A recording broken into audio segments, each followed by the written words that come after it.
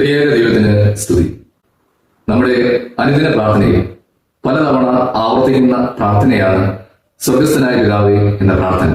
അതിൽ ഇപ്രകാരം നമ്മൾ പ്രാർത്ഥിക്കുന്നുണ്ട്: അവിടുത്തെ രാജ്യം വരയണമേ. ദൈവരാജ്യം ഭൂമിയിലും മനുഷ്യമക്കളുടെ ഹൃദയങ്ങളിലും വരയണമേ എന്നുള്ള പ്രാർത്ഥനയാണ് ഇത്. ദൈവം രാജാവായിരിക്കുന്ന രാജ്യമാണ് ദൈവരാജ്യം അഥവാ സ്വർഗരാജ്യം.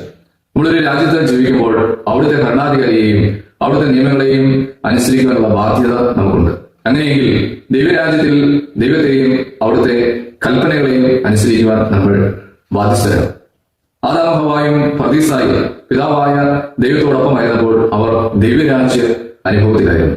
ഈ ദൈവരാജ്യ അനുഭവത്തിൽ മനുഷ്യൻ അറിയുന്ന കണ്ട് അസൂയ കൊണ്ട പിശാച് അനുസരണത്തിനാൽ അവരെ ദൈവരാജ്യ അനുഭവത്തിൽ നിന്നും പുറത്താക്കുവാനായിട്ട് പരിശ്രമിക്കുകയും അതിൽ വിജയിക്കുകയും ചെയ്തു. മനുഷ്യൻ ദൈവരാജ്യ അനുഭവത്തിൽ നിന്ന് വീണുപോയത് കണ്ട പിതാവായ ദൈവം തന്റെ പുത്രനെ വീണ്ടും അവരെ ദൈവരാജ്യ അനുഭവത്തിലേക്ക് ചേർക്കുവാനായിട്ട് ഈ ഭൂമിയിലേക്ക് അയച്ചു. പുത്രനായ യേശുക്രിസ്തു തന്റെ പരിശുശ്രൂഷ ആരംഭിക്കുന്നത് തന്നെ ഇപ്രകാരം പറഞ്ഞുകൊണ്ടാണ്: സമയം പൂർത്തിയായിരിക്കുന്നു, ദൈവരാജ്യം സമീപിച്ചിരിക്കുന്നു, അനുദപിച്ച് സുവിശേഷത്തിൽ വിശ്വസിക്കുന്നു.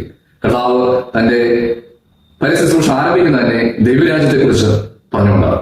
ദൈവരാജ്യത്തിന് ആത്മീയ ജീവിതത്തിൽ അത്രമാത്രം പ്രാധാന്യമുള്ളതുകൊണ്ടാണ് കർത്താവ് ദൈവരാജ്യത്തെ കുറിച്ച് പറയുന്നത്.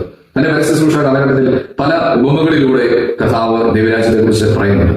കടുകുമണിയുടെ ഉപമ, പൊളിച്ച മാവിന്റെ ഉപമ, നിധികൾ ഒളിച്ചു വെച്ചിരുന്ന വയലിന്റെ ഉപമ എന്നിവ അവയിൽ ചിലതാണ്.